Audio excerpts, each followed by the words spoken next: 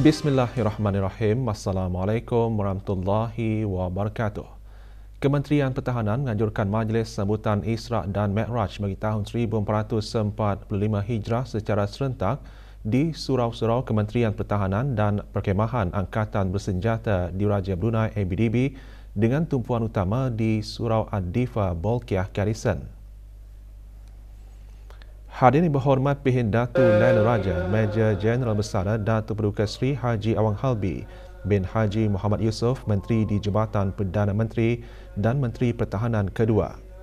Juga hadir Major Jeneral Datuk Paduka Seri Haji Muhammad Hazaimi bin Bul Hassan, Pemerintah ABDB.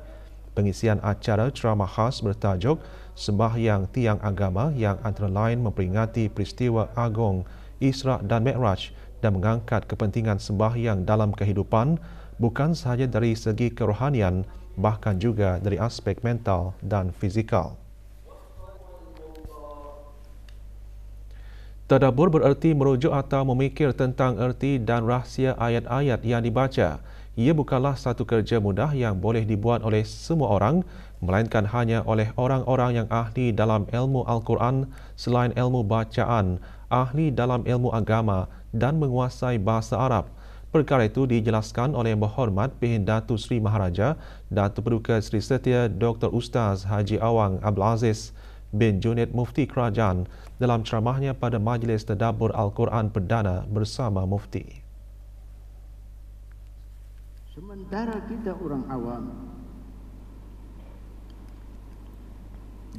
Mufti Kerajaan turut menggariskan dengan mentadabbur Al-Quran akan mendapat petunjuk, semangat dan cahaya daripadanya.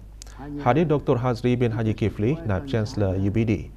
Majlis dianjurkan oleh Unit Kerohanian dan Khidmat Masyarakat Bahagian Hal Ehwal Pelajar dengan kerjasama Persatuan Mahasiswa UBD. Allah Subhanahu Wa Taala memberikan satu anugerah teragung iaitu sembahyang bagi Nabi Muhammad sallallahu alaihi wasallam dan umat baginda. Sembahyang merupakan cara terbaik untuk berkomunikasi dan mendekatkan diri dengan Allah Subhanahu Wa Taala dalam bentuk 5 waktu fardu secara konsisten sehari semalam. Awang Haji Muhammad Khairul Nazif bin Haji Awang Damit, Ketua Hal Ehwal Alumni Universiti Islam Sultan Sharif Ali, semasa ditemui mengenai tema sambutan Isra' dan Mi'raj, iaitu sembahyang tiang agama, berkata, sembahyang dilihat sebagai peneguh iman dan ketakwaan bagi kita semua. Jadi macam mana kalau keadaannya, contohnya sebuah rumah tanpa tiang, satu tiang saja ada, maka ia akan roboh ataupun dia tegap.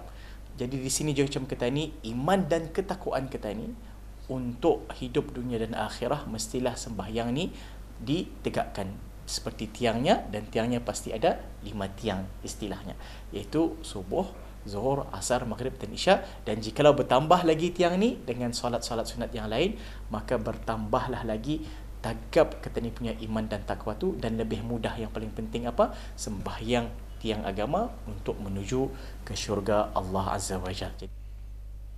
Jawatan Kuasa Takmir Masjid Suri Sri Begawan Raja Pengiran Anak Damit mengadakan majlis forum khas memperingati Isra' dan Mi'raj.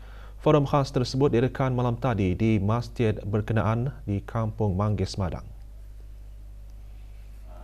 Hadir Yang Berhormat Pihin Orang Kaya Johan Pahlawan Datuk Seri Setia Awang Haji Adnan bin Begawan Pihin Siraja Khatib Datuk Seri Setia Haji Muhammad Yusof, Ahli Majlis Mesyuarat Negara. Forum khas bertajuk Sembahyang Tiang Agama dipengerusikan oleh Awang Haji Samali bin Haji Adam dengan 3 ahli panel. Forum antara lain menyentuh mengenai peristiwa agung Isra' dan Mi'raj Nabi Muhammad sallallahu alaihi wasallam untuk diambil pengajaran dan iktibar, serta kewajipan sembahyang untuk ditunaikan setiap hari sebanyak 5 waktu. Sembahyang merupakan kewajipan yang sangat besar kelebihannya dan terdapat hikmah yang terkandung di dalamnya. Lumrah manusia tidak berusaha keras selagi mana kesannya tidak dapat dilihat dengan mata kasar. Jika dengan mengerjakan sembahyang mampu menambahkan pendapatan, sudah tentu ramai yang tidak meninggalkannya dengan sengaja. Khutbah Jumaat yang bertajuk Sembahyang Mi'raj bagi orang-orang beriman menyentuh antara hikmah di sebalik mendirikan sembahyang. Pertama, mendisiplinkan diri setiap ibadah yang dilakukan semuanya memiliki syarat sah, rukun dan perkara yang sunat untuk dilakukan. Begitu juga dengan ibadah sembahyang. Jika kita menjaga dan menekuni setiap syarat dan rukun yang telah ditetapkan, pastinya menjadi suatu latihan untuk membentuk disiplin diri. Kedua, menghapuskan dosa lama. Sembahyang 5 waktu yang diwajibkan sehari semalam ke atas kita adalah nikmat yang sangat besar. Ini kerana ibadah sembahyang dapat menghapus dosa-dosa yang telah kita lakukan. Rasulullah SAW juga menyifatkan sembahyang fardu ini seperti mandi 5 kali sehari. Begitulah rahmat dan pengampunan Allah Subhanahu wa taala yang amat luas dan tiada penghujungnya. Ketiga, meningkatkan rasa kehambaan dalam diri.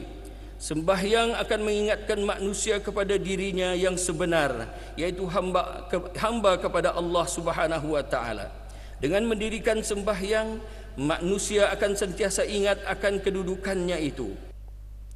Lebih 800 jemaah menghadiri kempen Subuh Macam Jumaat yang diadakan di Masjid Kampung Perpindahan Bukit Beruang, daerah Tutong.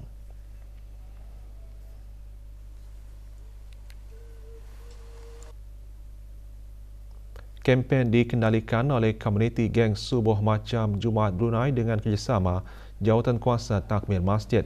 Kempen dihasrat untuk mengajak lebih ramai lagi jemaah, khususnya para belia, dalam sama-sama menunaikan solat subuh berjemaah di masjid. Sejak diadakan pada awal bulan Januari, kempen ini mendapat sambutan menggalakkan dengan penyertaan lebih 3,000 orang.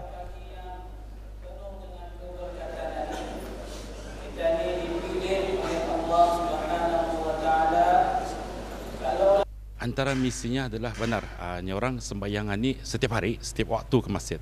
Tapi antara misi kami adalah mulakan daripada trending dulu. Tadi mulakan menggunakan trending dulu.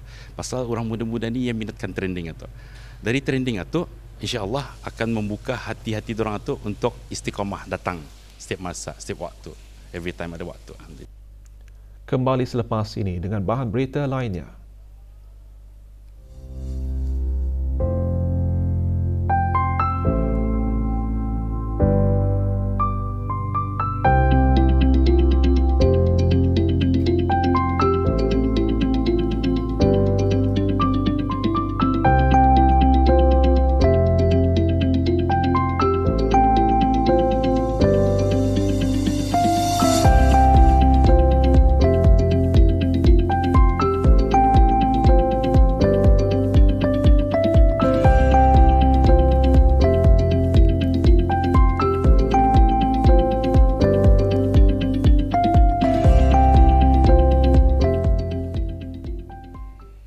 Beberapa aduan diterima daripada orang ramai berhubung perkhidmatan pemberi pinjaman wang yang ditawarkan melalui aplikasi media sosial yang didapati menggunakan logo Kementerian Kewangan dan Ekonomi.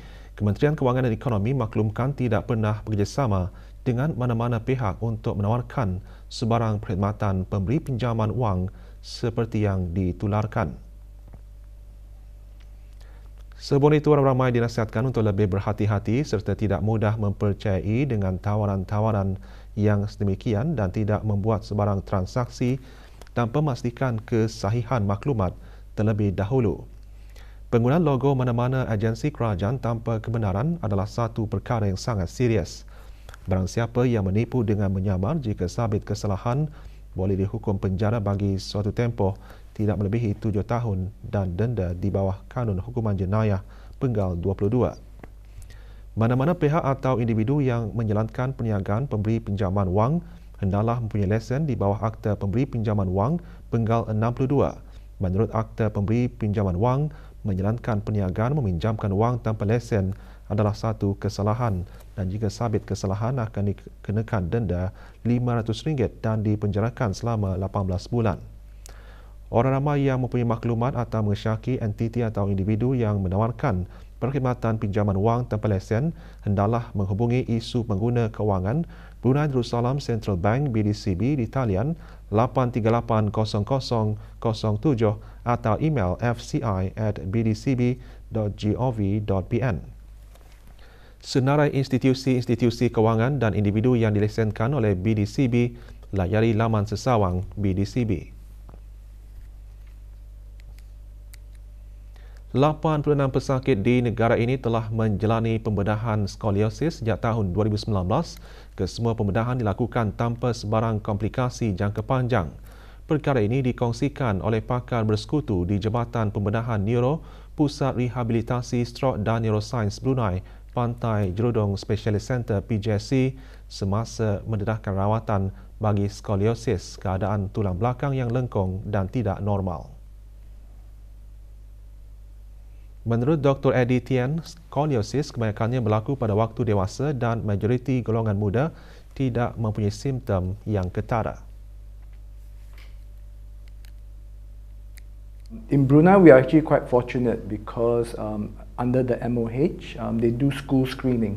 So the community nurses actually goes to schools and then actually screen the kids for scoliosis. Other than that, it's most of the time the parents who find out there's something wrong. They found that the back is slightly curved, and then they'll go see a doctor, and then they'll present to us as well. Pembedahan skoliosis mungkin mempunyai impak positif ke atas kesihatan pesakit.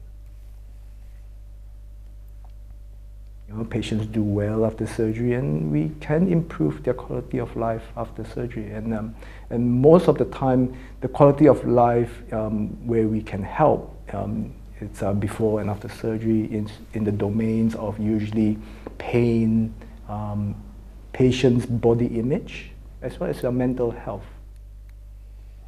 Jika kaum Hawa boleh bergaya dengan pelbagai fashion tudung, apa kurangnya kaum Adam yang mungkin kelihatan lebih segak jika memakai songkok. Bagi sepasang suami isteri yang mengusahakan pembuatan songkok, hasil tangan mereka kini mendapat perhatian lelaki. Ingin tahu lebih lanjut, Hazimah Jalil ada laporannya. Tercetusnya bisnes ini dari suami pulang dulu. Pasal yang ni minat menjahitkan, jadi menerima tempahan buat mengubah baju masa ia bertugas masih di dalam ABDB dalam tahun 2000 tu.